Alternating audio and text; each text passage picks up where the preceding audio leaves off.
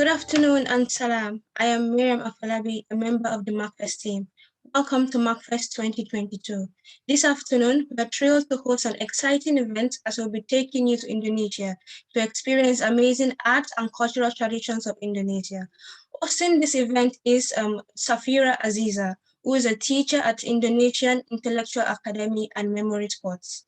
Before I hand over to Safira, I would like to request our audience to please follow Macfest on our social media and spread news about the festival using the hashtag #SpreadHoney, As most of our events are free, we dearly welcome donations.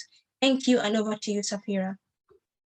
Thank you so much, Mariam, for that generous introduction. And Assalamualaikum warahmatullahi wabarakatuh. Okay, welcome to Macfest.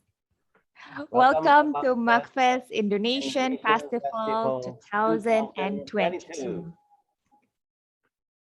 Yeah, good morning, good afternoon, good evening for all of the distinguished guests, honorable presenters, beloved audience from around the world. Let me introduce myself. My name is Iwan.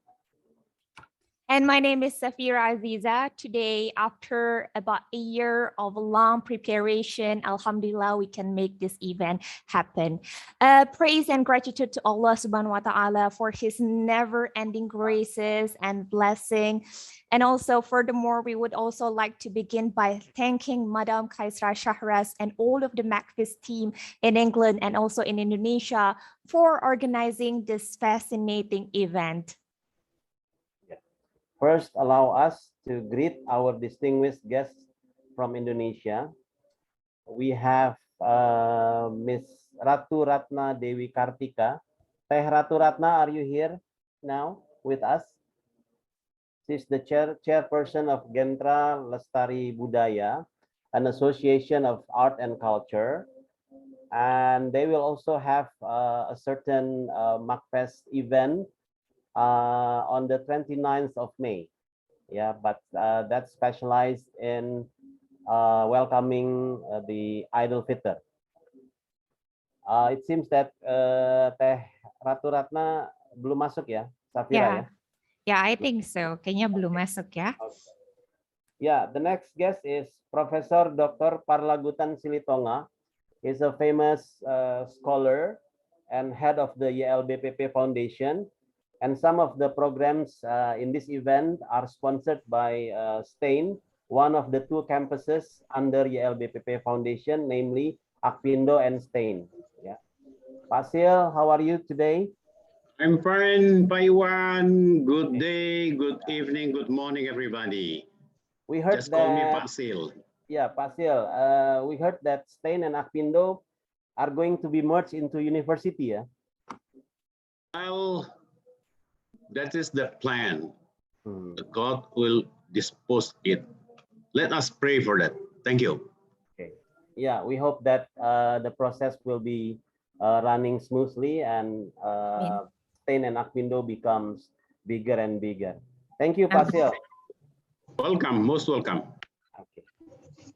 And we also have, we're supposed to have the former commander of Indonesian National Armed Forces, now serving as the Chief Staff of Presidential Staff, Retired General Dr. Haji Muldoko. Safira, General Muldoko is already here?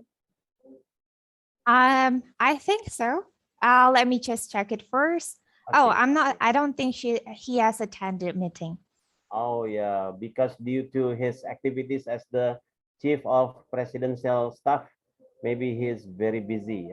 Yeah, exactly. Yeah. What about Kang Darmadi, the CEO of Antara Digital Media? Do we have Kang Darmadi, Brother Darmadi, the one who helped us with Videotrons, publishing Macfest promotion throughout Indonesia? Do we have Kang Darmadi?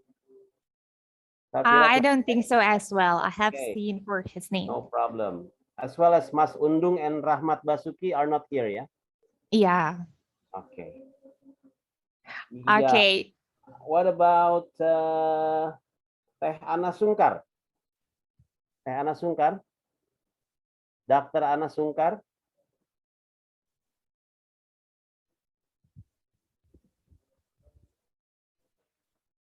Okay, Safira, could you please, probably you can introduce the other presenters and guests. Okay, thank you, Bung. So among the guests, we also have the coach of Angklung and Arumbe in this special event, yeah, Mr. Mehdi Nur Ahmad.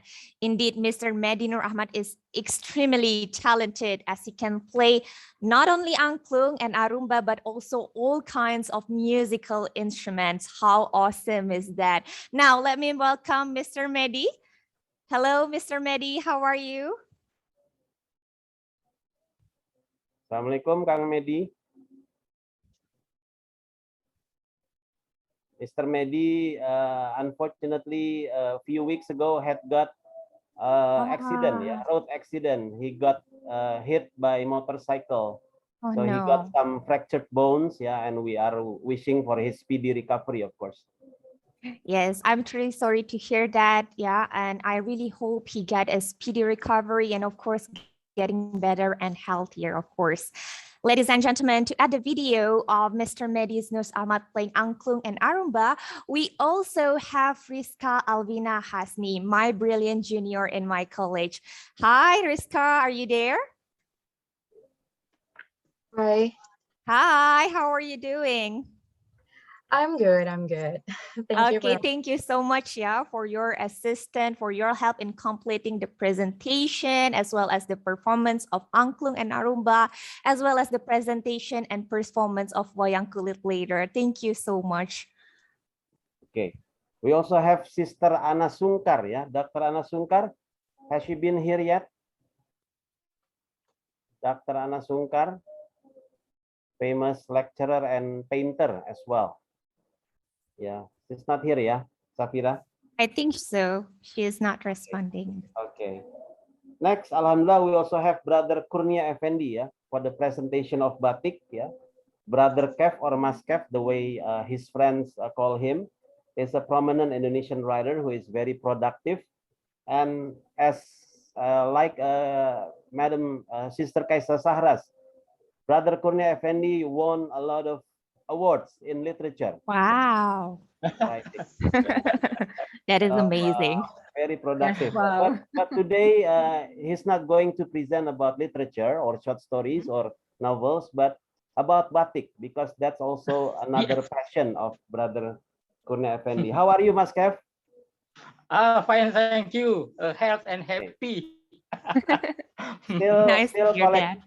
Still collecting batik, yeah, from one province to another, yeah. Still collecting batik. And how are you? Fine, thank you. Fine, thank you. Masih koleksi batik, ya. What happened? Tiap bertemu, tiap mengunjungi daerah, still collecting batik, ya. Oke, semoga masa depan batik semakin cerah, ya. Terima kasih. Yeah, I believe Indonesian batik has a great future in the fashion world, yeah. So I'm proud and really love batik. Exactly. Yes, I like it. Look at mine. Oh, yeah. Prof. Silitonga also wears batik, ya. Okay. Yeah. Bung Iwan, actually, yes. I just got informed that Miss Ana Sumkar is actually here. Oh yeah. She just attended. Okay, can I can we go to Dr. Ana Sumkar? Teh Ana. Halo, Teh Ana. Teh Ana. Maybe she got a Wi-Fi problem.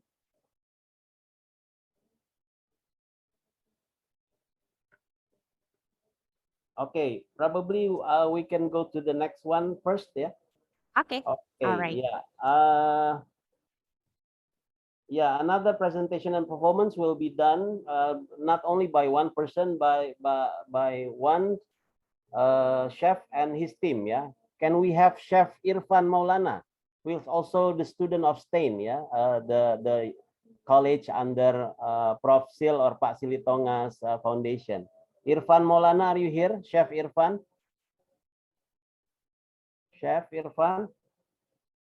It seems that the heavy rain in Jakarta hinder many people to join earlier. Yeah, but I believe we already have Kang Hari Nuriman, yeah, my classmate when we took the undergraduate degree in Pajajaran University Bandung. Kang Hari, Hello everyone. Hello everyone. Good morning.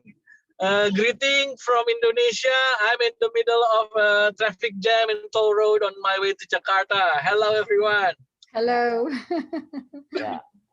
Dr. Hari Nuriman is a lecturer of ITB. Yeah, ITB is the probably #1 technological university in Indonesia, and he is also a dancer as well as dance researcher. Yeah, Kang Hari, I wonder how many kinds of traditional dances that you learn besides the Cirebon Mast dance. So far, I master about 4 traditional dances.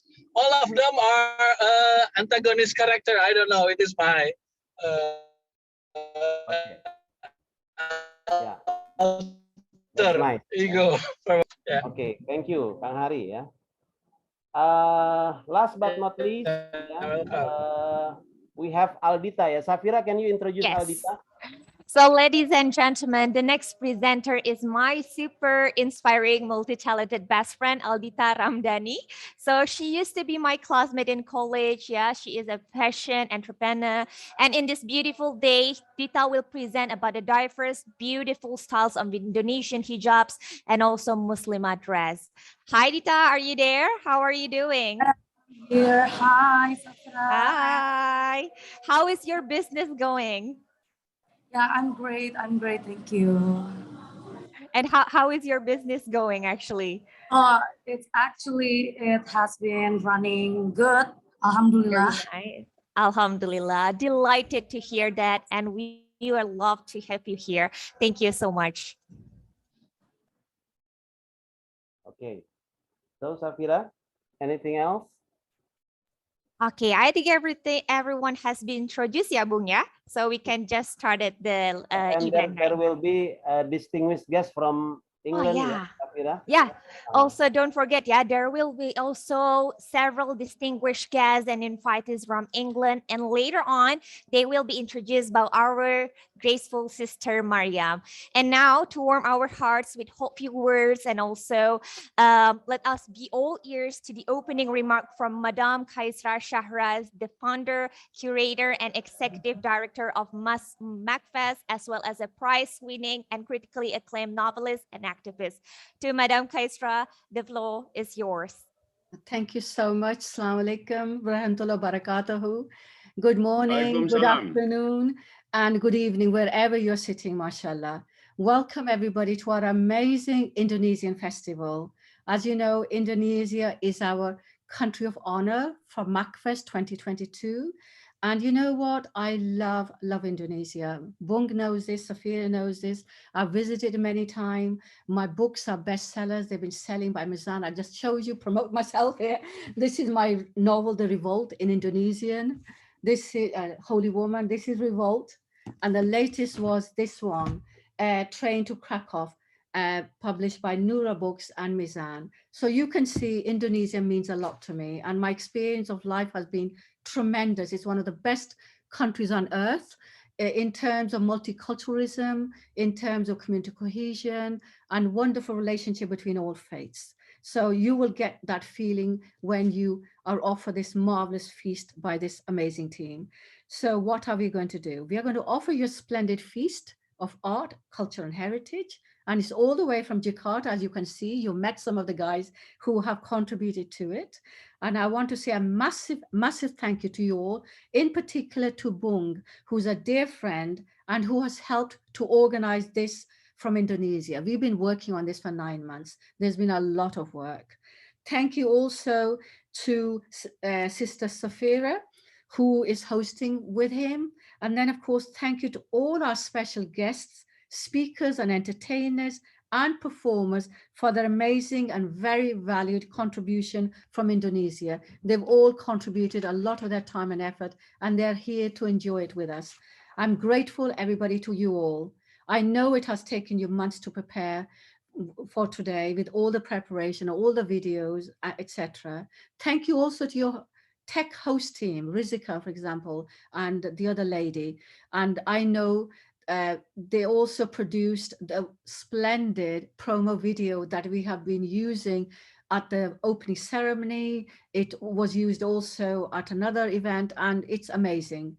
Thank you so much. everyone from Indonesia. I also want to thank our chief guest from the UK, Lynn Cooper, the High Sheriff of Greater London, for joining us and for presiding over this very special event. This event is, how shall I say, marks the hallmark for Macfest as a very special event. I also want to thank Chris Sakrabani, who's joining us all the way from New York. It's early morning. I don't know if he's had his breakfast yet, Chris.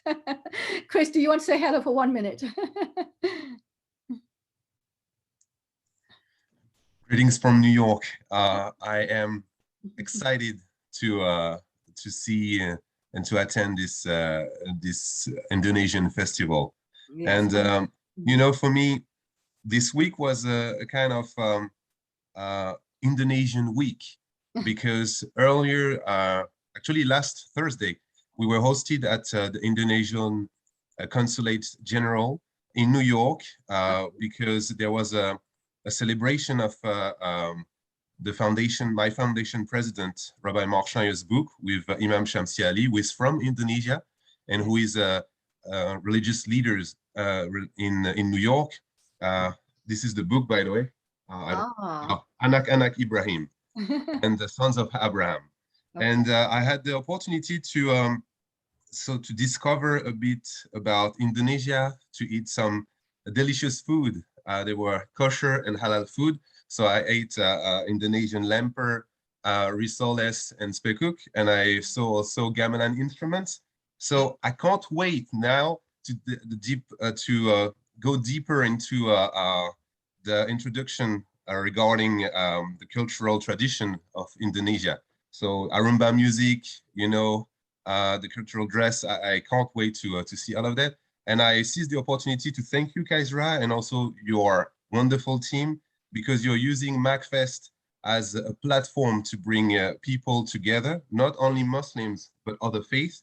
And at this very moment, you know, when the international situation is critical, we have serious threats, it's very important to shape the world differently, and that's the perfect way to do it. So thank you, and again, to all the speakers, performers, and all the attendees, thank you very much. I'm honored to be here. Thank you so much, Chris. And I just want to remind our audience, Chris is our advisor for Macfest. He's been there with Macfest from day one, and he has helped us to get some sponsorship from New York as well. So thank you so much, Chris, for joining, especially early in the morning. So now, ladies and gentlemen, we welcome you to our Indonesian festival. Sit back and enjoy. Now back to the hosts again, Safira and Brother Bung. Over to you.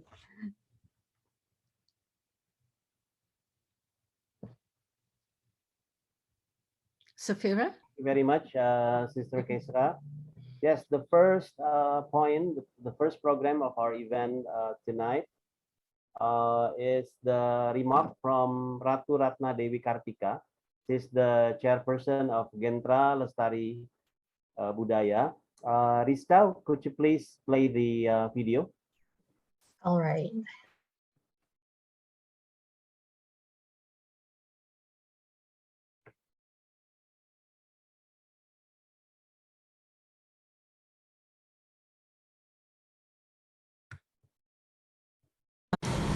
Assalamualaikum warahmatullahi wabarakatuh.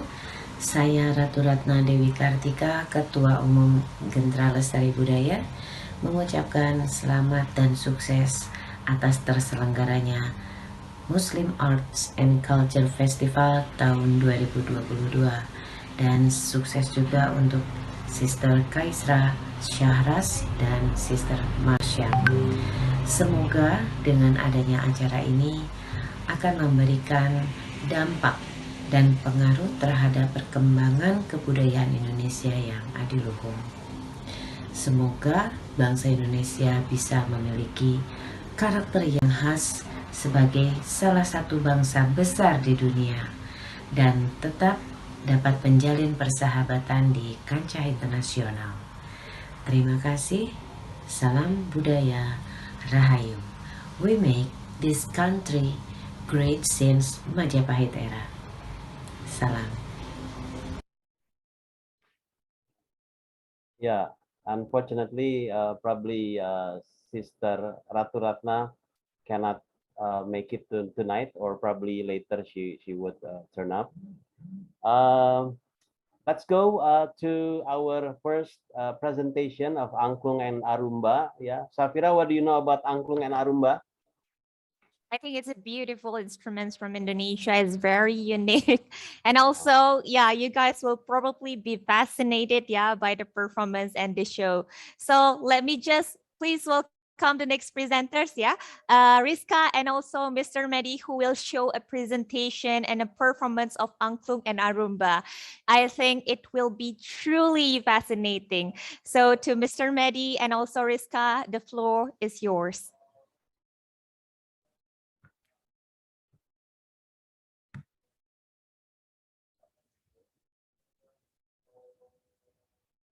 Hello, everyone. This is Rizka Hasni from Indonesia. And in this special occasion, I am going to explain about Indonesia's very own traditional musical instruments called Angklung and Arumbe. All right, according to Dr. Groneman, the angklung had already been a favorite musical instrument of the entire archipelago even before the Hindu era. In the Hindu period and the time of Kingdom of Sunda, the instrument played an important role in ceremonies.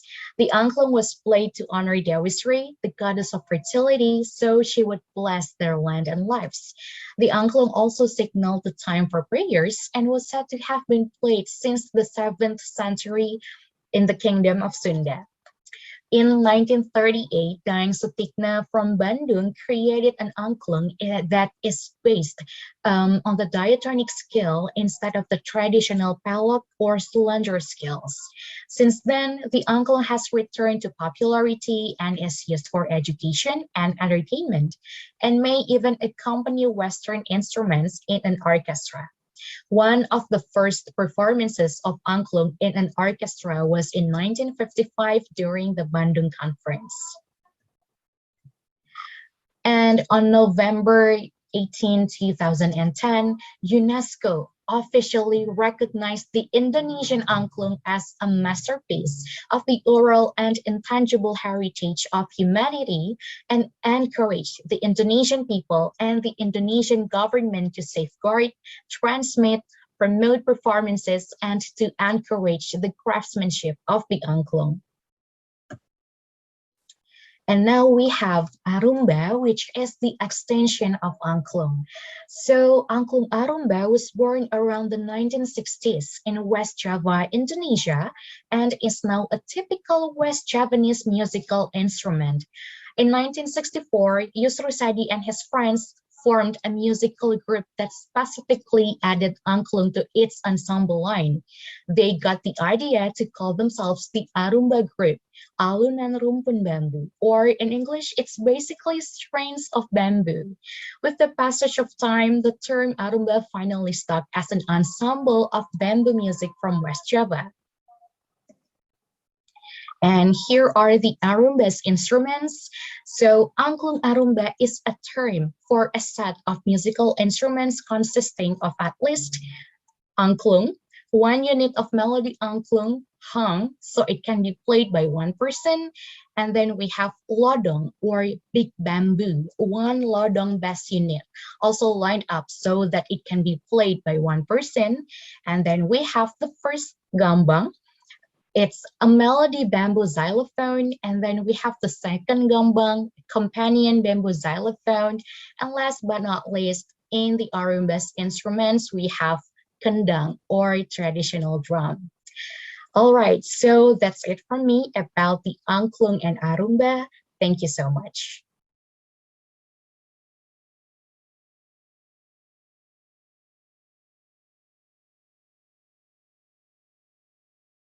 We still have the video presentation of Arumbe, and the one, the main, the leader of the players in the video is mostly Mr. Mehdi, yeah, who is now recovering from the after the road accident. After the road accident. Rizka, the video of Mr. Mehdi's compilation performances.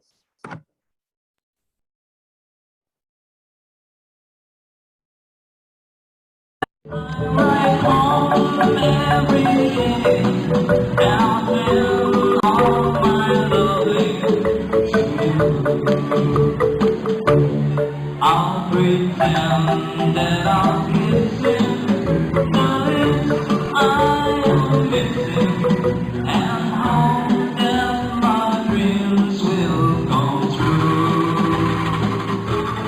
And then while I'm away, I write home every day, and I'll spend all my loving to you.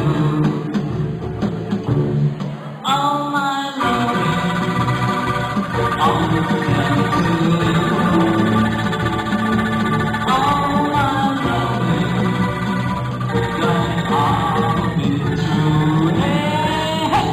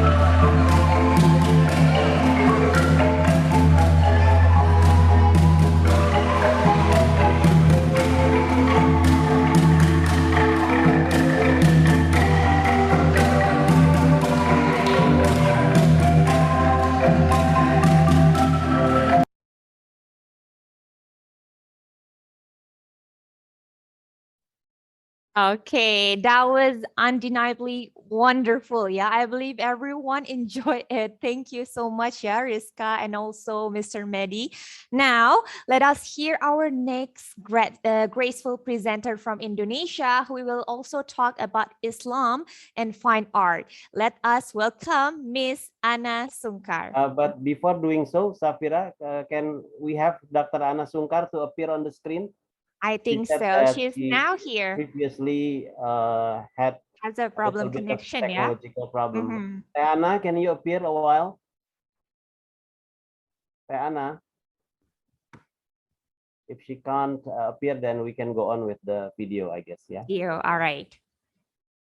Okay, proceed, Safira. Okay, so probably we can just continue, yeah? All right.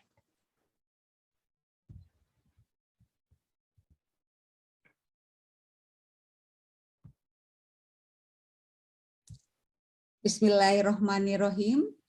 Assalamualaikum warahmatullahi wabarakatuh. My name Ana Sumkar. I am from Indonesia. I like to presenting about Islamic art in Indonesia.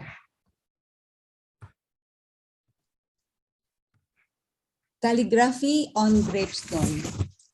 Islamic art began to develop in Indonesia, estimated in 11th century with discovery of many tombstones inlaid with calligraphy in Aceh, Demak, Gresik, and Makassar. For example, calligraphy on a tomb in Leran, East Java, where the tomb is the grave of Fatima bin Maimun, which dates back to 1082.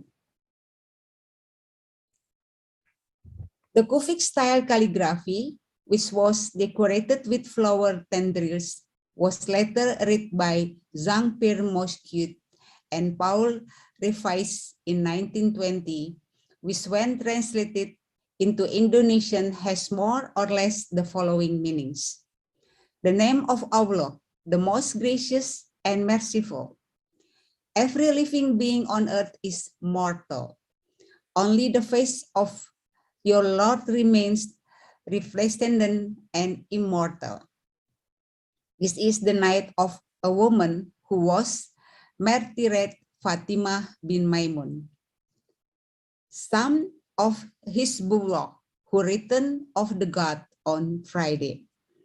In the month of Rajab, in year 495 Hijriah. Calligraphy on the Quran. If the art of calligraphy of tombs began to appear in the 11th century, the oldest writing on the Quran on paper was in 1625, which was found in Bali. While the oldest printed Quran found in Indonesia was 1948 in Palembang. The page of the Quran shows the beautiful art of the calligraphy.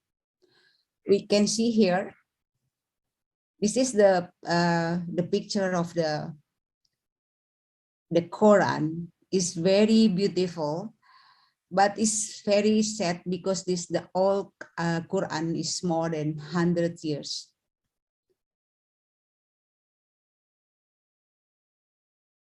Islamic art finds its highest spiritual expression in the beautiful calligraphy and illumination of sacred texts.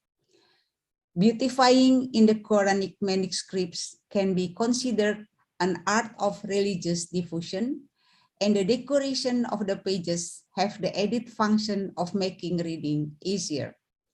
Therefore, the illumination of the Quran highlights the structural division of the text and the point at which the believer must prostrate during the recitation of the Quran. However, since there are no capital letters in Arabic script, the illumination of the Quran emphasizes keywords and titles. Keywords are generally illuminated in gold or another colors, or written in different script from the rest of the text. And sometimes even the combination of all three. We can see here how beautiful the calligraphy in the Quran. is dominated with the yellow from the gold. And we can see how they're written with the black color here. The character of the Arabic, we can read very easily.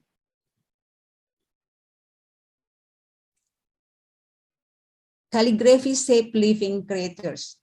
Many calligraphy figures were found that form human and animal figures. Since 17th century afterward, there is a tendency for artists to paint images of creators and even anthropomorphic human forms or attribution of human characters to non-human beings. Works like this are often found in products of the palaces of Cirebon, Yogyakarta, Surakarta, and other places. The artists manifest their works as painting products such as anthropomorphic embodiments. Even though the concept is calligraphy, whose letters are arranged in such as way that they look like creators. Like we can see here, this is the artwork with the short in the middle, with the character or Arabic in the, we can see here is very beautiful, I think, and they put the red layer in the above here. And we can see the Tiger Ali at the Museum Kasepuhan Cirebon, with the animal calligraphy embroidered in indigo banner flame in the white silk called in the Cirebon Sultanate, made in 1797. Painted in Arabic letters quoted from the Quran. It has a magical power to protect the kingdom. And the other animal to be the figures is bull window in Cirebon, made is similar, but is made on paper. How the bull and the tiger is very strong animal, and they have a magical power to protect the kingdom. Modern Islamic art calligraphy on canvas in Indonesia is Ahmad Sadari, was born in Garut, July 24, 1944. He had studied in the Islamic high school between 1944 and 1946. He became student of the first batch of the School of Drawing Teachers in ITB. At first, Sadali painting in Cubism style, but since 1971, Sadali began to create abstract paintings with calligraphy in the center of canvas.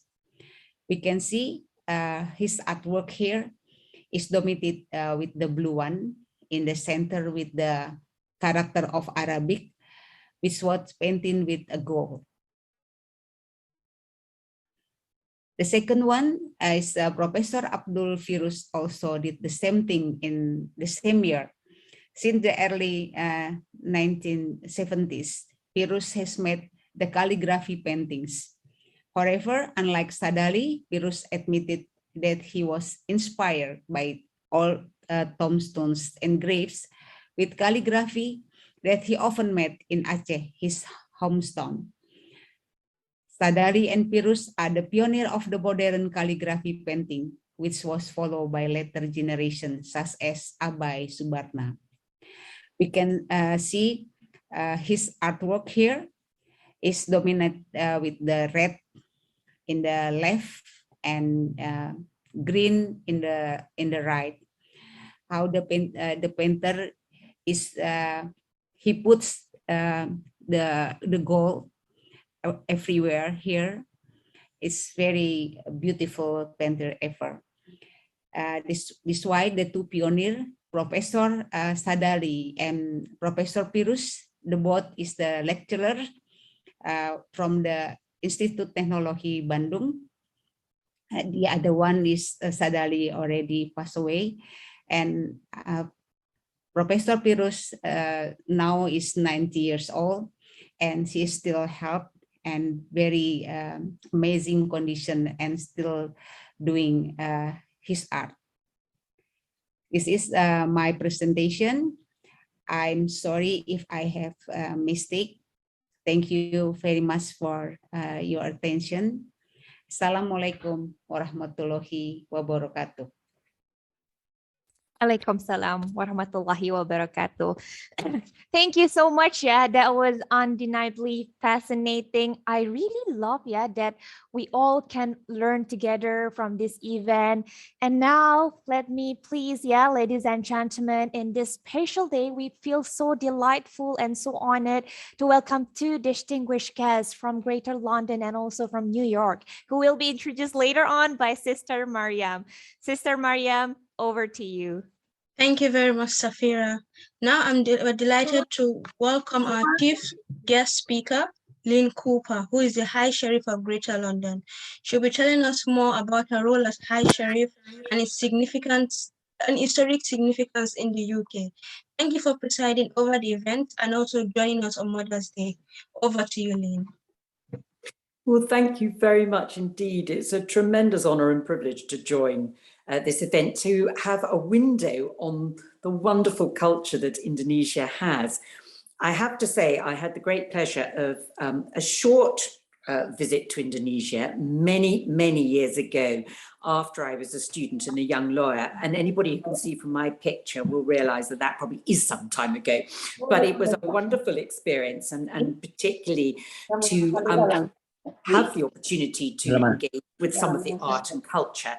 You may also be interested to know that when I was at school in the 1970s, our art was focused on batik. So I don't think I was a particularly good exponent of it, but I'm very much looking forward to seeing some of the specialist work later on. It's very wonderful to have the opportunity to explain a bit more about this role, but also perhaps why it is at all relevant for me to be a part of this event as a High Sheriff.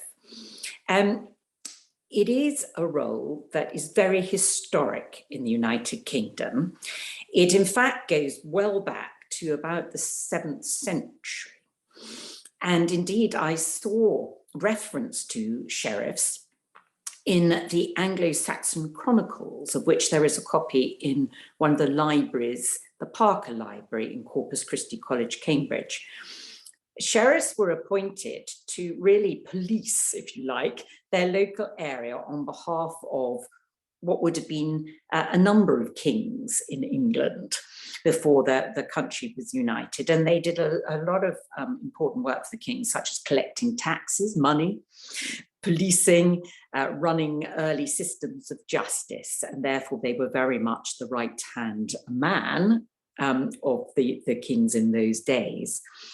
And that office expanded probably until sheriffs became too powerful.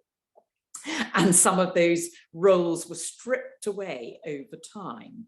But the connection between a sheriff and the law and the justice system has remained until this day. And although the more formal powers no longer exist, the ceremonial powers do. Each High Sheriff is appointed by Her Majesty the Queen to represent her interests in the justice system, and in my case, in Greater London. So whilst that means that I spend a considerable amount of my time during my 1 year in this role, supporting the work of our judges, our courts, our prisons, our police system in Greater London, it also means that I support a tremendous amount of work done by voluntary and charitable organisations and individual volunteers to support the justice system. Of course, justice has a much broader term in our understanding today and would include all sorts of work to promote social inclusion, understanding, to try and eliminate those differences, the otherness that can quite often lead to hostility and maybe into crime. And I've been spending a lot of work with organizations this year, including Muslim organizations, but of all faiths, and other charities to support their work in promoting understanding of differences. And I think a festival like this, which Macfest has, of course, been such an engine to promote, which shines a wonderful spotlight on all the fantastic things that each culture, religion brings to the fore, is part of the role that we as High Sheriffs perform to celebrate and bring communities together. So it is my absolute privilege to be able to participate in this today and to observe and enjoy the wonderful culture that Indonesia has. So thank you very much. Thank you very much, Thank Lynn. you, We really Hate Sharif. appreciate your presence here today. Now I would like to hand over to Brother Bung to continue with Order of the Day. Yeah, thank you very much. The next presentation and a little bit of performance will be done by Brother Kurnia Effendi. Yeah, for those who have just come, Mas Kurnia Effendi or Brother Kurnia Effendi is a prominent writer in Indonesia and also a batik enthusiast. You see, Safira, batik is very popular in Indonesia. Exactly. One of the school uniforms from elementary school until senior high school, they have one batik day in a week, especially on Thursday. Yes. Yeah, Especially on Thursday. and also many offices, not only government offices, but also private sectors, private institutions, private offices.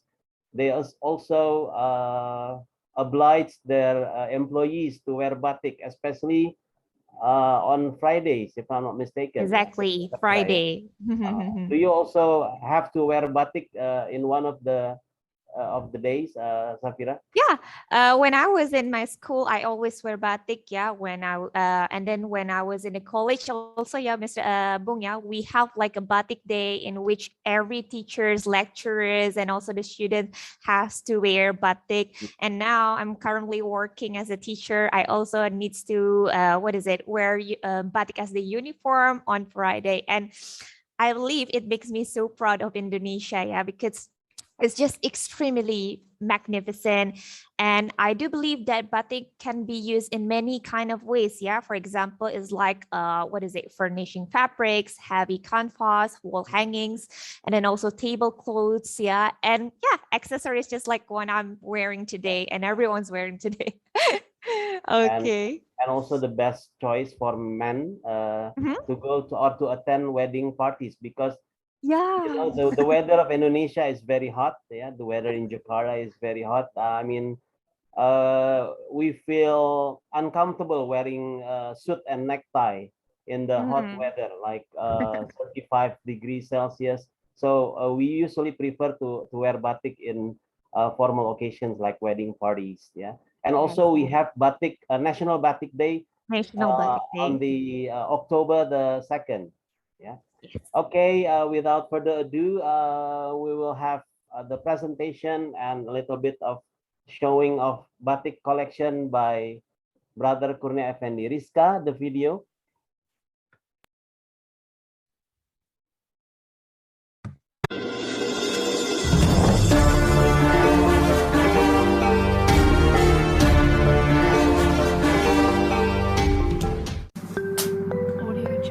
Saya Kurnia Effendi, seorang penulis Indonesia. Lahir di Tegal 20 Oktober 1960. Saya menulis pertama kali untuk media massa, puisi dan cerita pendek tahun 1978. Pada era 80-an, gemar mengikuti sayembara dan berhasil meraih 30 penghargaan, 8 diantaranya juara pertama. Sejak 97 saya telah menerbitkan 26 buku tunggal dengan aneka genre, puisi, cerpen, esai, novel, dan memoir. Tak kurang dari 100 antologi bersama juga saya ikuti karena senang memenuhi tawaran teman-teman dan itu memperluas pergaulan saya. Beberapa penghargaan saya dapatkan. Tahun 2006 saya masuk 5 besar Khatulistiwa Literary Award dengan buku kumpulan cerpen Kincir Api yang diterbitkan oleh Gramedia. Kemudian tahun 2013 kumpulan cerpen saya Anak Arloji terbitan Serambi mendapatkan penghargaan sastra dari Badan Bahasa. Tahun 2019 kumpulan puisi saya berjudul Mencari Raden Saleh mendapat anugerah pustaka terbaik bidang puisi dari Perpustakaan Nasional.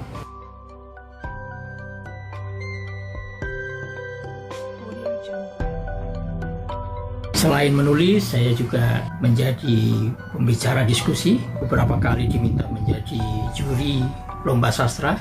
Didapuk juga menjadi mentor penulisan kreatif di beberapa komunitas dan perguruan tinggi. Pernah menjadi kurator festival sastra dan penyunting lepas di beberapa penerbit. Saya pernah menjadi redaktur budaya di tabloid Parle sejak 2006 sampai 2017. Kemudian pada 2018 bersama teman-teman penulis menerbitkan majalah sastra bernama Majas. Sampai sekarang saya terus menulis karena menyukai kegiatan itu. Salam.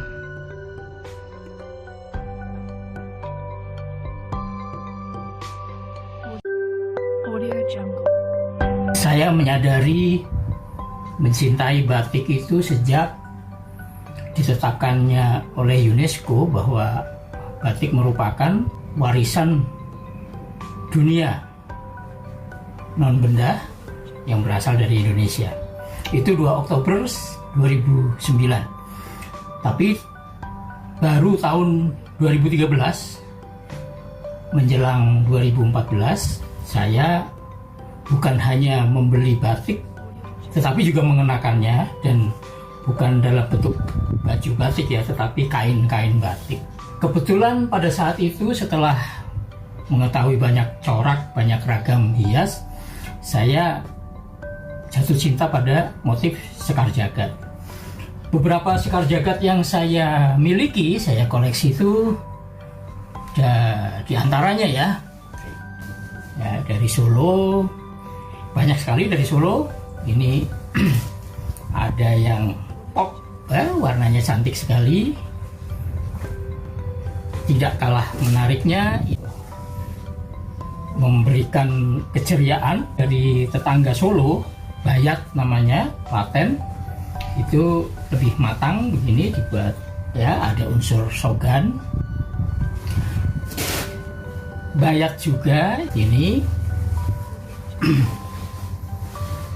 yang lebih ekspresif ya, dari Klaten ini ya, ini seperti kain lawas ya, sepia. Dan ada yang warna alam, nah ini warna alam yang berbeda, ini dari Sragen seperti ini. Dari Cirebon, Trusmi ya, yang paling terkenal di Cirebon itu batik Trusmi. Nah ini sekar jagad ya. Nah ini dia sekar jagad juga dengan dominasi warna hijau. Ada saya pesan khusus di Cirebon yang ada unsur naga.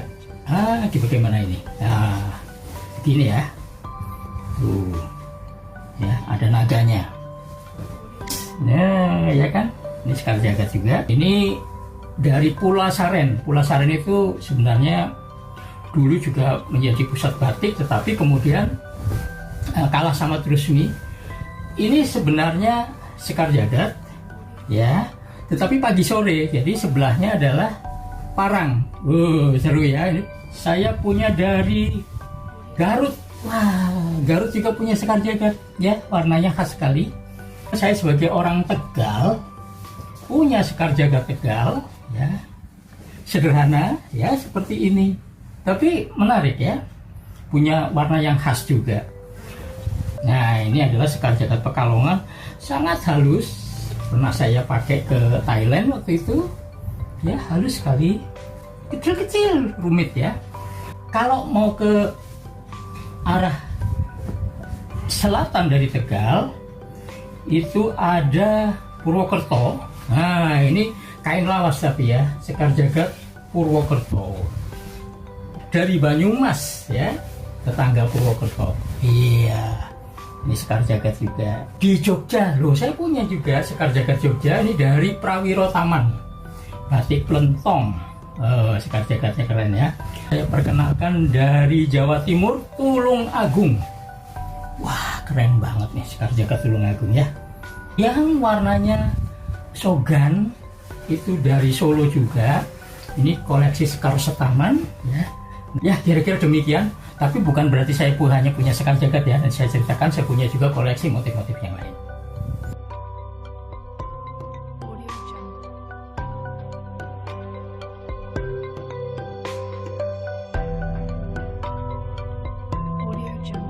Selain mengoleksi batik, saya juga punya koleksi kain-kain atau wastra dari berbagai tempat di Nusantara. Misalnya ini tenun Bali, ya, tenun Bali miriplah dengan Lombok. Ini lurik dari Jepara, ya, seperti ini. Ini juga dengan warna yang bervariasi. Daerah Nusa Tenggara Timur, Ende, atau dari daerah Sabu juga ya, seperti ini. Ini bentuknya seperti sarung, jadi tenun disambung-sambung kemudian dijahit seperti sarung, seperti yang saya pakai ini. Nah, ini lurik dari Jogja. Ini ada tenun Baduy. Loh, saya punya tenun Baduy, bagus ya. Sasirangan itu Banjarmasin ya, Banjarmasin. Jumputan dari Palembang. Nah, ini seperti ini. Dari Lampung saya juga punya, ya, ini kain, ada tapestry ya, dan ini dia kainnya dipakai di bawah, kalau atasannya bisa mau hitam atau apa. Nah, ini keren ya. Nah, ini juga saya menggunakan lurik. Saya punya udeng dari Bali. Saya punya, nggak banyak sih koleksinya, ya, ada gelang dari Dayak. Ya, pokoknya semua yang dari Nusantara saya sebisa mungkin ketika saya keliling, saya membeli, atau kebetulan beberapa juga merupakan hadiah dari teman-teman.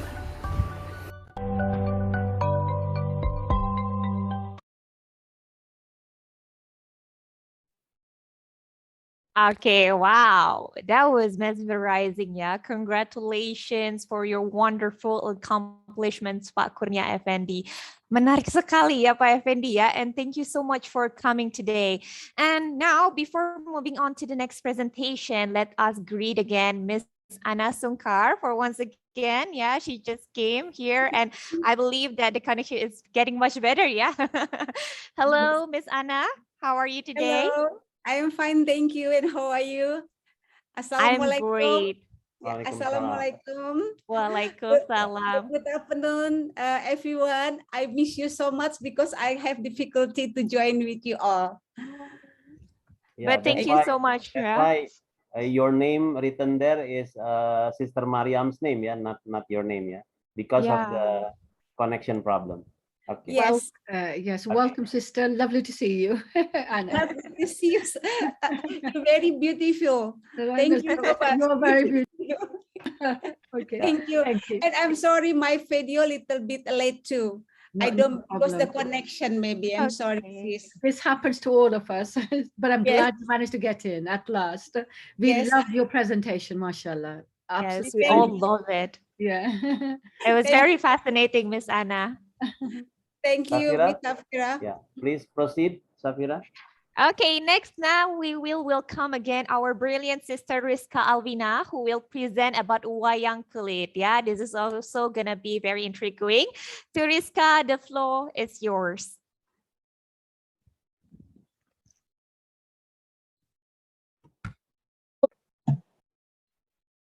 Hello everyone, this is Rizka Alvina Hasni, and this time I will be talking about wayang kulit or puppet shadow. And we'll begin the presentation talking about the history of wayang kulit. All right, so Hinduism arrived in Indonesia from India before the Islamic and Christian era. Sanskrit became the literary and court language of Java and later of Bali. Wayang kulit was later assimilated into local culture from India with changes to the appearance of the characters to resemble the cultural norms. When Islam began spreading in Indonesia, the display of God or gods in human form was prohibited, and thus the style of shadow play was suppressed. King Raden Patah of Demak, Java, wanted to see the wayang in its traditional form, but failed to obtain permission from Muslim religious leaders. Religious leaders attempted to skirt the Muslim prohibition by converting the wayang golek into wayang purwa, made from leather and displayed only the shadow instead of the puppets themselves. And wayang kulit has gotten the acknowledgement from UNESCO on November 7, 2003. UNESCO designated wayang, the flat leather shadow puppet wayang kulit, the flat wooden puppet wayang kletik, and the three-dimensional wooden puppet wayang golek theater as a masterpiece of the oral and intangible heritage of humanity. In return for the acknowledgement, UNESCO required Indonesians to preserve the tradition. Now we move on to wayang kulit's functions. In its history, wayang kulit is an artifact of the community in the past in performing rituals of worshiping the spirits. Wayang takes an important role in the process of ritual ceremony in the form of stage show with hymn chanting directed to the ancestral spirits. It was believed as a form of asking for help to the ancestral spirits in helping them in running social life. However, the development of wayang nowadays is much more different from that ancient wayang. Since wayang kulit is used as a medium of propagation by Sunan Kalijaga, it has many roles. In addition to a means of propagation, wayang can also take entertaining and educational role. The impact of changes caused by the success of Sunan Kalijaga in spreading Islam through wayang kulit has an impact on the popularity of wayang kulit as a medium of dakwah as well as entertainment for the community. There are several examples of the play performed in such a way to learn Islam, such as the stories of Dewa Ruci, Kalima Sadaka Jarwa, Kumbayanangi Jawa, Jaladara Rabi, Petruk Dadi Ratu, and so on. Some of the stories are very synonymous with Islamic values, but packaged in Javanese culture, which is still thick with animism and dynamism. And so that's all from me about wayang kulit, and thank you. Will be followed by a little bit of various wayang performances.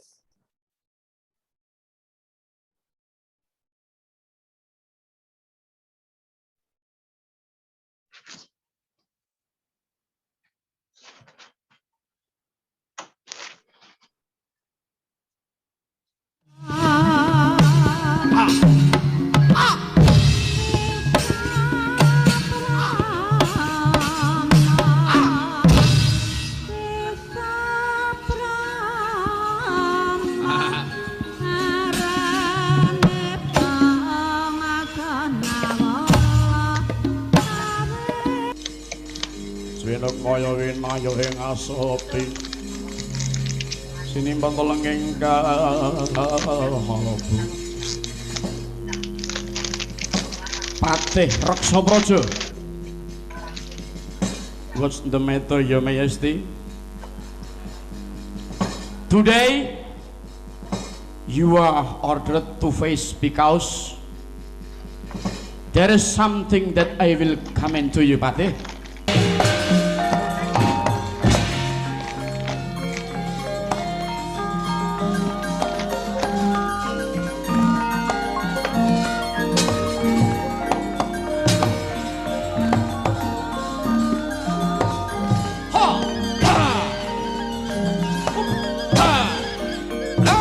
Aja ngresula lelakon mono adile mung dilakoni yen sira lan pun kakang nampa lelakon iki kanthi legawa muga-muga antuka pangapura.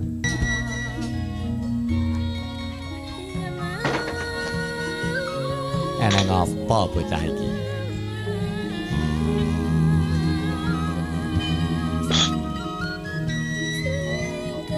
Dewa.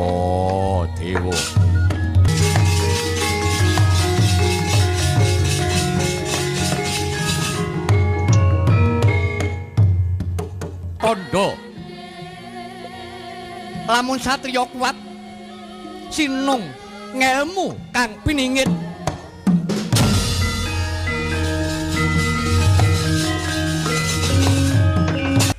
ayo sing harapan ai huai huai huai ya huai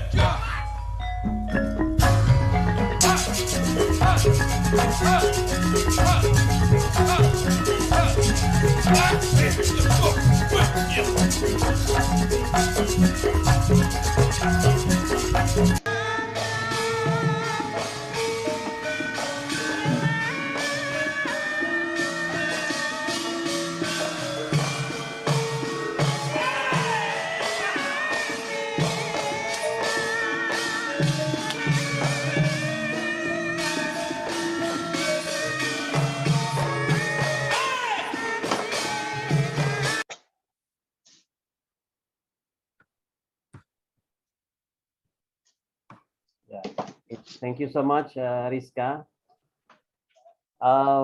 Ladies and gentlemen, the next remark will be given by Professor Silitonga or Pak Sil. Yeah, we have already introduced him at the beginning of our session.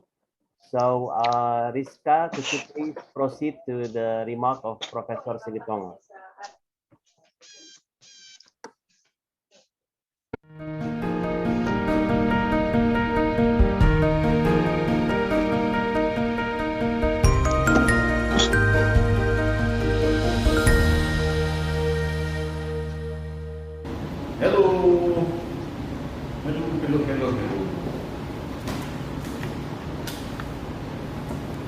Distinguished guests, honorable presenters, the festival organizer, ladies and gentlemen from all over the world. Assalamualaikum. Shalom lakem.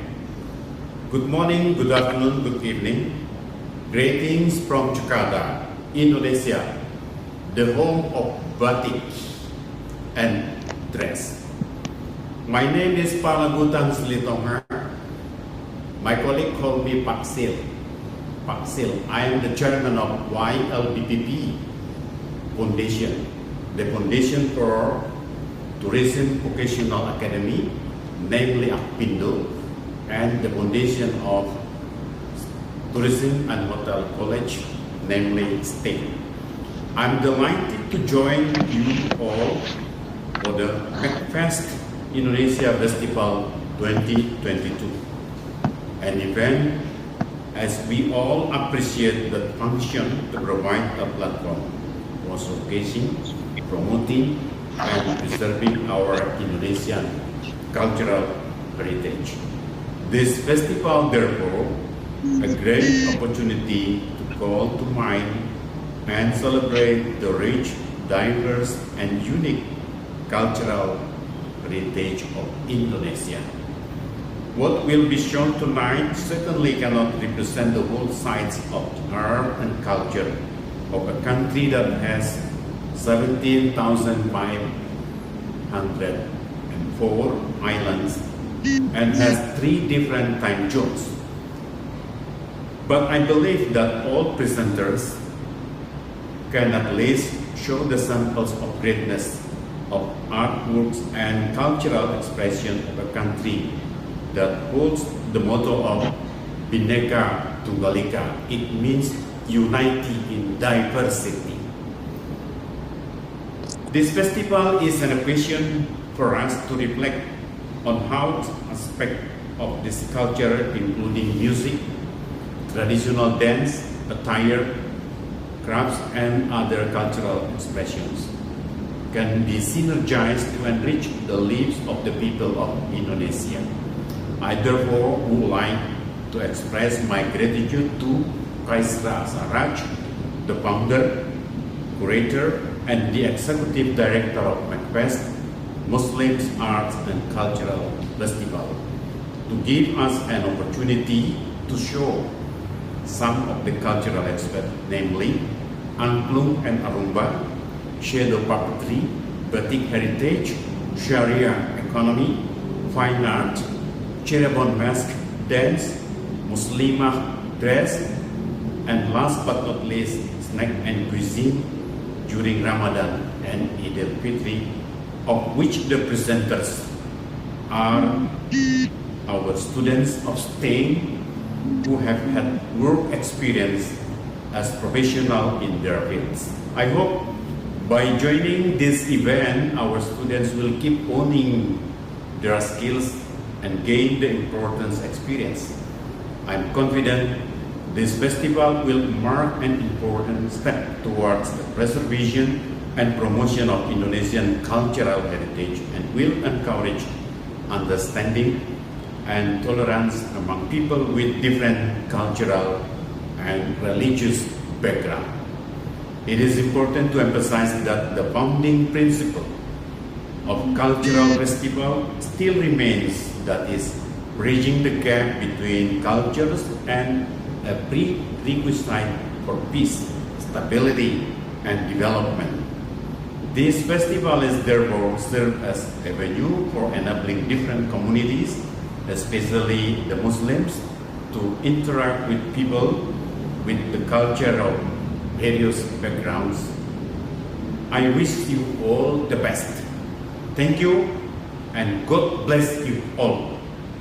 Assalamualaikum, Shalom Lakem, Freedom, Merdeka, Freedom, Merdeka, Freedom, Merdeka. Yeah, thank you so much, Pak Sil or Prof. Silitonga. It's an inspiring speech. And before we go on to the next presentation and a little bit of performance, practice actually, not performing, but practice, cooking practice. Let's talk a little bit about the Ramadan and Idul Fitri tradition in Indonesia, yeah, Fira? Yes. You see that Indonesian people, majority of Indonesians are happy with the coming of the holy months Ramadan. Yeah, exactly. So the Idul Fitri, you see that during the Ramadan months there will be suddenly there will be a lot of street vendors selling the, we call it takjil, the snacks to break the fasting. And it's not only salt, yeah, but also some like sweets, yeah, give the snack for free, like from the mosque, yeah, or from the office, from the institution. And even some people wait on the street for the passing motorcyclists or drivers, and then they give free takjil on the street. And as well as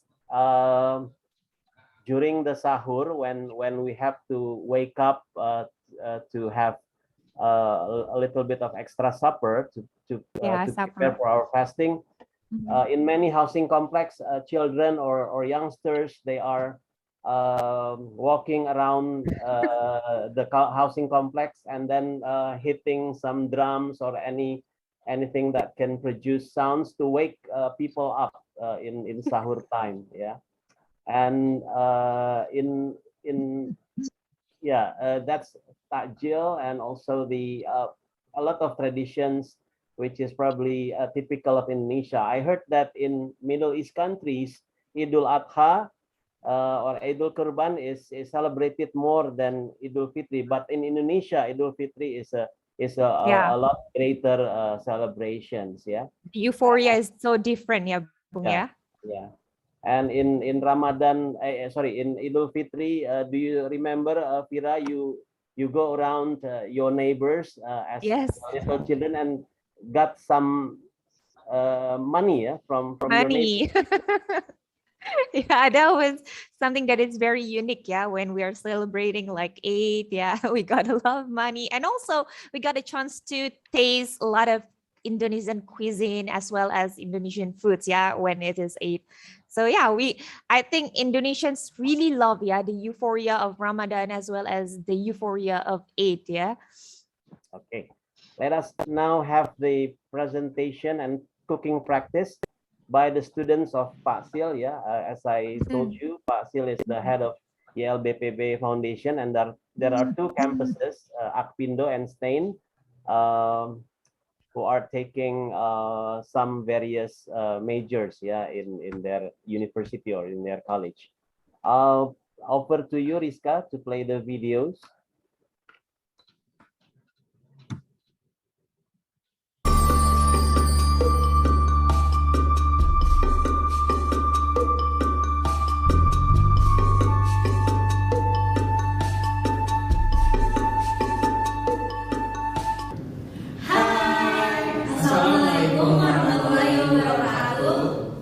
We are a student from State Jakarta, Indonesia. We would like to perform special food for Idul Fitri, or we usually call Lebaran. The food consists ketupat sayur, rendang, opor ayam, and sambal goreng kentang. For cookies, we have nastar, kastengel, and many more. And then we will show how to make one of cuisine. We call sambal goreng kentang. The ingredient is potatoes and liver. And the spices for the sauce is shallot, garlic, chili, and tomatoes. Then lime leaf. The process cooking for the first we should prepare the potatoes, peel, then cut into cubes.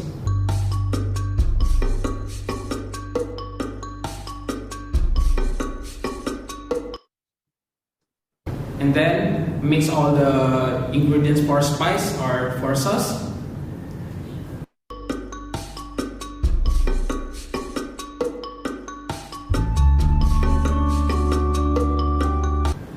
Blend the ingredients using the hand blender until the mixing together and smooth. Then heat the saucepan, then put the oil. Then put the paste, saute until smash blue. Put potatoes and liver, and then heat until cooked.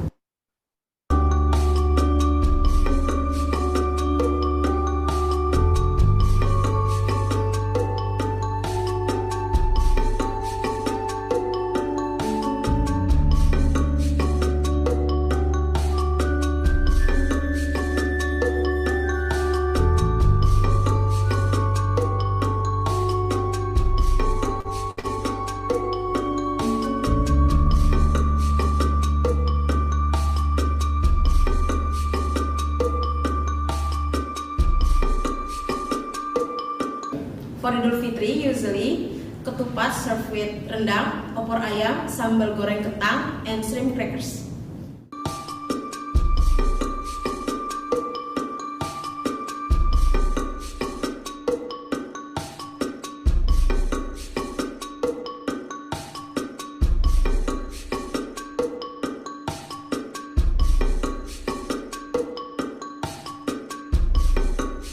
Now we will show how to make nastar.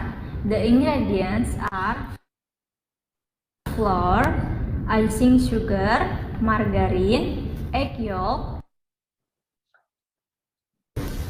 cornstarch, milk powder, and for filling, pineapple jam.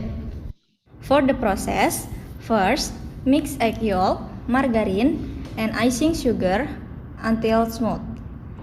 And then put flour and cornstarch and knead the dough until mixed.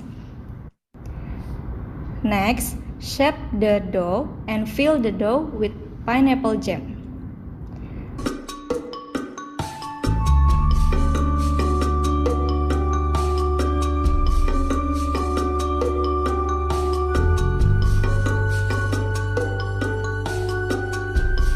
And then bake the dough in the oven with the 180 degrees Celsius for 20 minutes.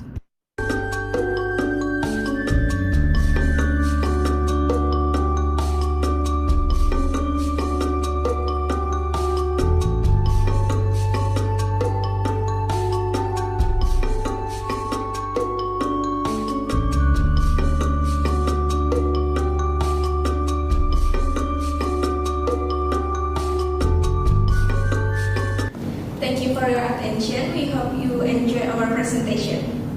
Wassalamualaikum warahmatullahi wabarakatuh. Terima kasih.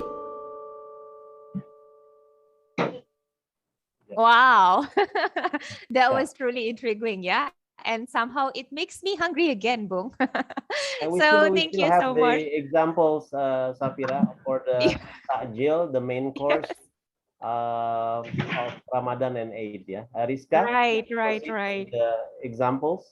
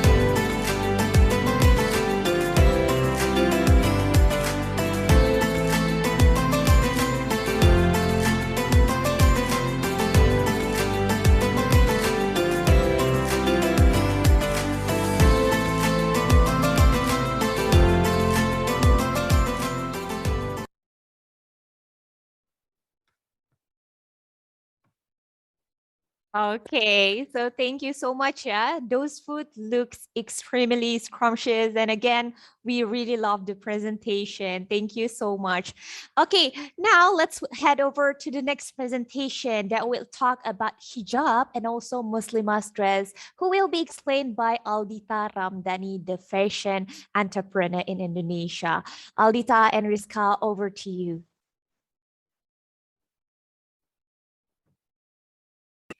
Assalamualaikum warahmatullahi wabarakatuh. Good morning everyone and welcome to my presentation. First of all, thank you for attending this presentation today.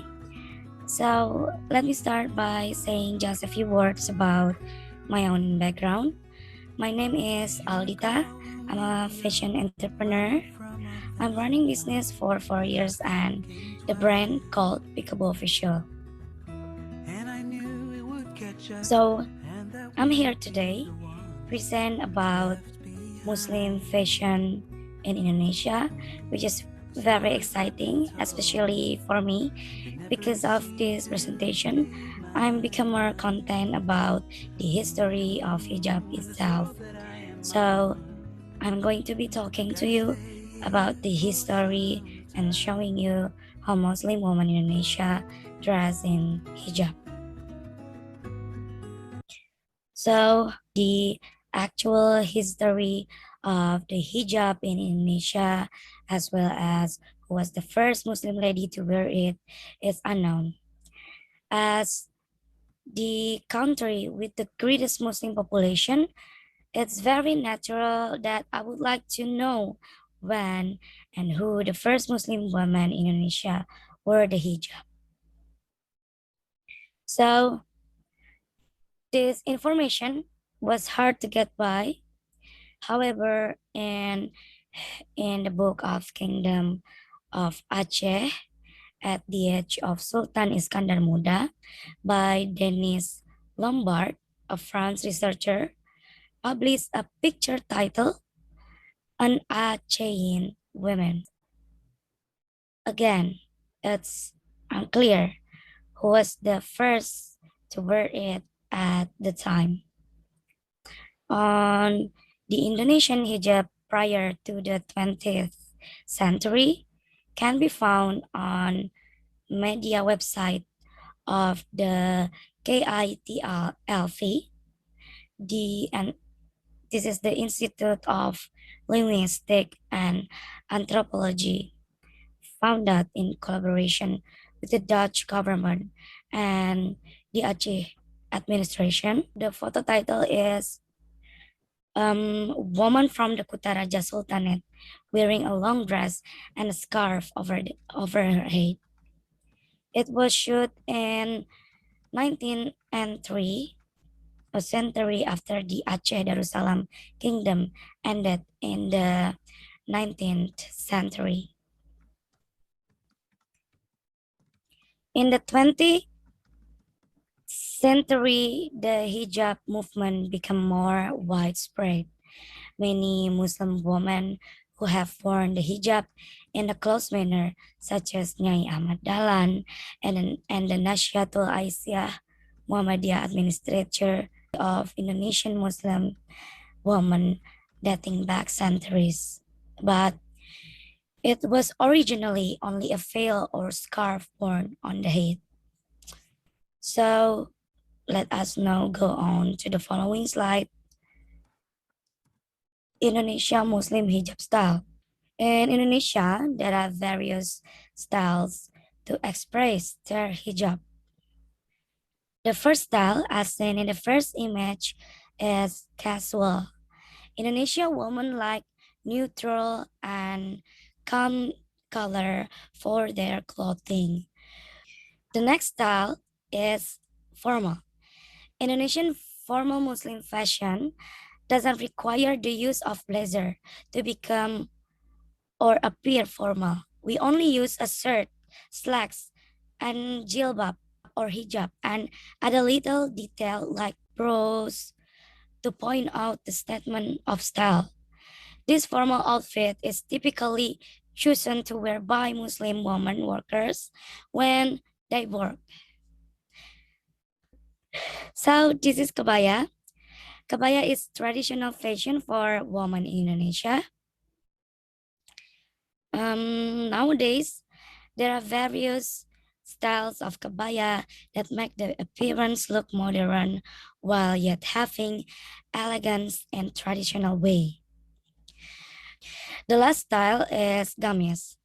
In Indonesia, we refer to gamis as Muslim dress. Gamis have a variety of styles, including pattern dress, kebaya dress, and casual dress. Gamis are truly for everyone, including males, but in Indonesia, women dominate the use of gamis, which is why there are various patterns from Muslim women. Actually, there are many different hijab styles in Indonesia, and every woman is allowed to wear her hijab however she deems suitable. Well, this brings me to end of my presentation. Thank you. Wassalamualaikum warahmatullahi wabarakatuh.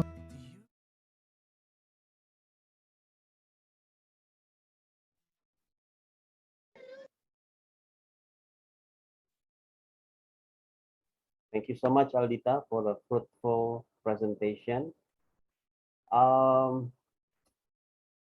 Last but not least, we still have one session. Safira, what is it? Yes. I'm now so delighted to call our last special presenter from Indonesia, Mr. Hari Nuriman, who will present and perform about Cirebon mask dance. It will be very fascinating as well. It's a combination between presentation and performance, yeah, as well as the philosophy behind those masks. Yeah. I see. Before going to the video, yeah, actually there are a lot of, I mean, these sessions probably could not represent the whole or the entire expressions of Indonesian arts and culture, but at least we can give like a snapshot of our various culture of Indonesian people who consist of different various backgrounds, different various religions. But as Pak Sil before mentioned, we have that principle, Bhinneka Tunggal Ika, unity in diversity. Thank you. Proceed to the video, Rizka.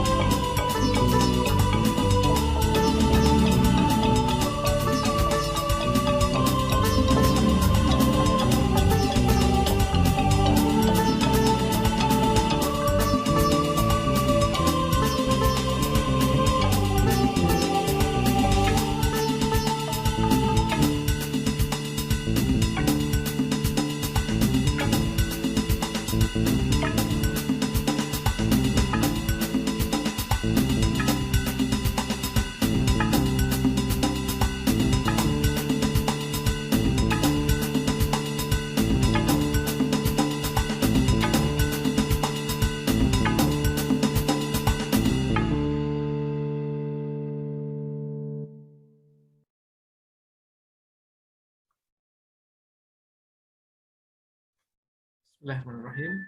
Assalamualaikum warahmatullahi wabarakatuh. Hello everyone. My name is Hari Nuriman. I am from Institut Teknologi Bandung. I'm very happy to be here, and I would like to present about Indonesian traditional mask dance from Cirebon. And my presentation today is entitled Back to Fitri in Cirebonese Mask Dance. Indonesia is a very big country with more than 16,000 islands, and each island has its own culture and arts. And in masks only, there are various masks from Indonesia. This is the map from Indonesia. The maps, on the upper left is the mask from North Sumatra, from Batak. And then the white one below that one is the mask from Lampung. It is called Tuping. And then in the middle is the biggest island in the world, one of the biggest island in the world, from Borneo. The mask is called Hudok. And then next to it is the mask from Sulawesi, from Toraja. And below the 5 masks down there is the mask from Cirebon. Actually, there are many masks from Java, from Solo, from Yogyakarta, and from Malang, but almost all of them are based on Panji stories, which will be discussed later. So I take these 5 from Cirebon as the representative of the mask of Java. And after that, on the right is the mask from Bali. It's very lavish ornament. Bali is not the biggest island in Indonesia, but its culture and dance and events are very famous. And on the far right is the island of Papua, and with its mask, traditional mask, now the biggest one. Okay, these are the masks from Indonesia. And then we will get into the Panji Story and Cirebonese mask dance. Panji Story is a collection of stories during the Hindu and Buddhist period in Java that revolves around the love story of Panji Asmarobangun with Dewi Sekartaji. The story of Panji Mask is a derivative of the love story of Panji and Dewi Sekartaji that developed in Javanese legend. Originated from East Java, the dance spread to Cirebon during the reign of the Jenggala Kingdom in 10th to 11th century. This is the picture of this Cirebonese mask dance. The right one, the left one is the Klana, the red face, and also on the left is the dancer is Nani from Losari. She is very famous and is a friend of mine as well, with its signature pose of Galeong. That position is called Galeong. This is the philosophy of the Cirebonese mask dance. There are 5 characters of Cirebonese mask. It is called Topeng Panji. Topeng is mask. Topeng Panji, Topeng Samba, or Pamindo. Pamindo means the second. And then also Topeng Rumyang in the middle, Topeng Tumenggung, and then the last one is the Topeng Klana. The Cirebon mask depicts aspects of human life in full, including personality, love, anger, leadership, and the journey of human life from birth to adulthood. These are the 5 characters of Cirebonese mask dance. The white one on the left is the Panji. It has gentle movements representing childhood life, the dancers only stand straight with hands like squeezing, and while music rumbles, this dance is very draining the energy of the dancer. This is the ultimate mask dance, very difficult. And then the second one is samba or pamindo, mindua, second. This is the continuation of Panji, representing the agile and the curious human's lifespan. It is very dynamic and curious. And in the middle is Rumyang, representing the period of growing up, marked with the pink color of the face as a sign of maturity. The movement is firm, showing human who are approaching stability. And next to it is the Tumanggung. Tumanggung is the, let's say, government officials representing a mature and well-established human being. The dynamic dance movement indicates the person has reached the peak of maturity. And the last one, my favorite, is Klana. This is describing the bad nature of humans who are full of emotion, anger, and greed, and anything that is bad is in this character. And then the Chiropodist, is there a connection with the Chiropodist mask and Ramadan? There is a hadith, whoever fasts in the month of Ramadan because of faith and sincerity will be released from his sins so that he becomes clean again like a baby who has just been born from his mother's womb. Hadith riwayat Bukhari and Muslim. So there are two characters here. I have two masks here, as you can see it, the Klana and Panji. This Klana and Panji is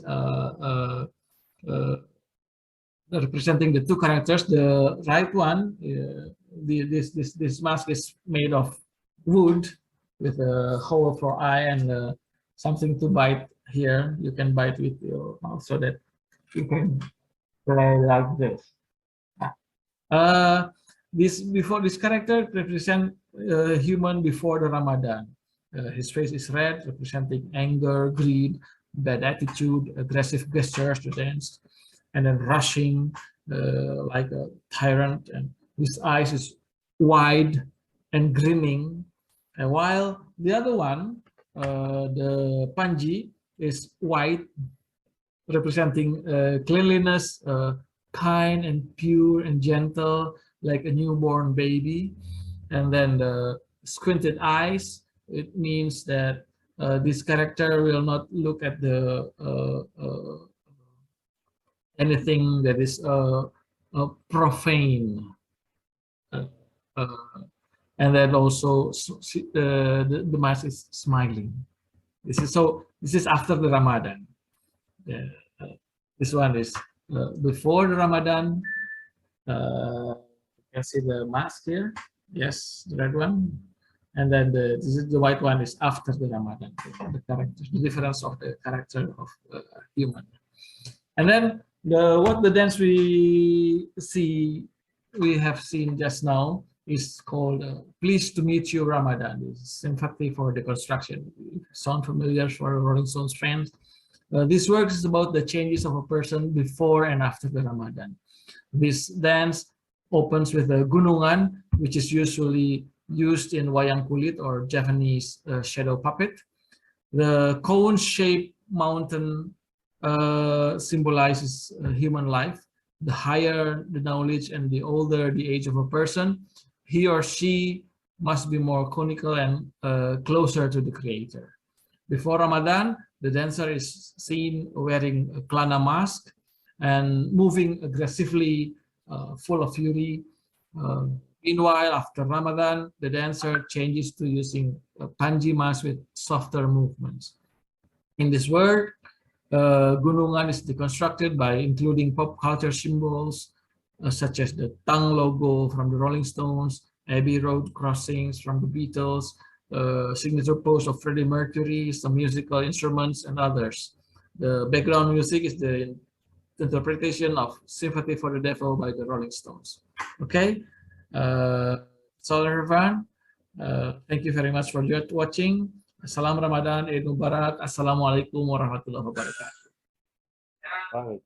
Waalaikumsalam warahmatullahi wabarakatuh. Wow, that was definitely mesmerizing. And ladies and gentlemen, time flies so fast, and we have now come to the end of our amazing event.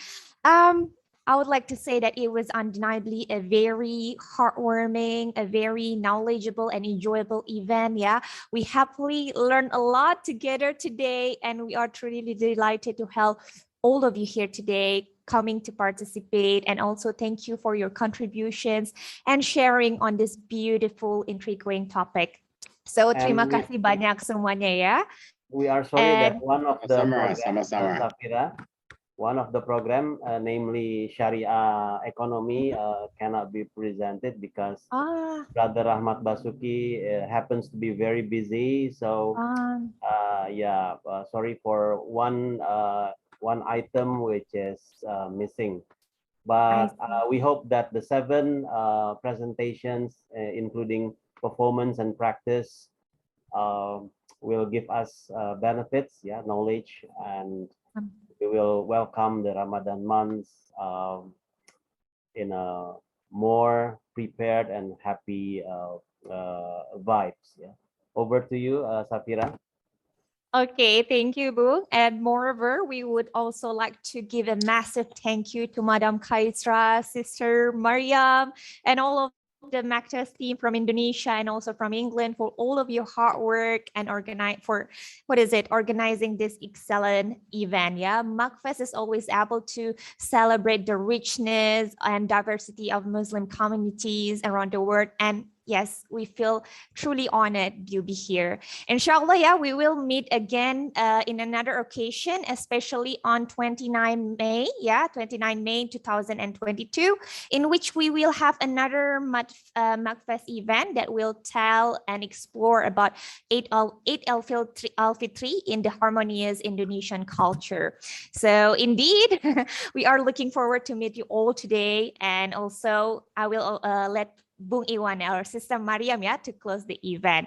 I really wish that you all have an awesome day. Take care. Thank you. Terima kasih, and wishing everyone a very blissful Ramadan. Thank you. Wassalamualaikum warahmatullahi wabarakatuh. Over to you, Sister Mariam, to close the event.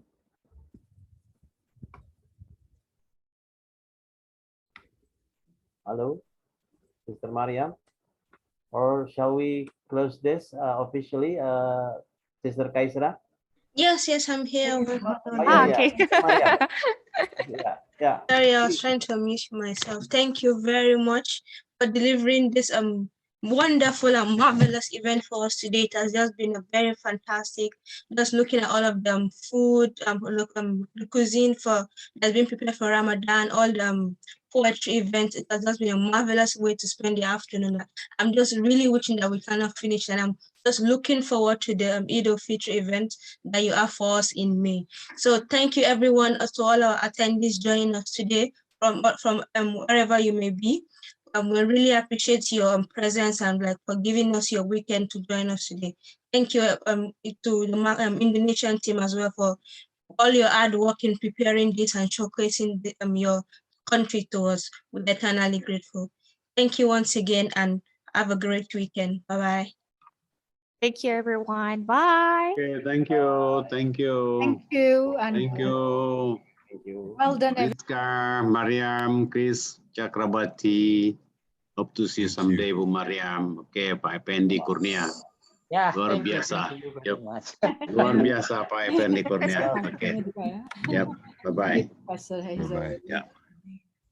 Thank you, Bung. Thank you, everyone. Yes. Thank you, Miss Anna. Thank you, everyone. Thank you, Chris.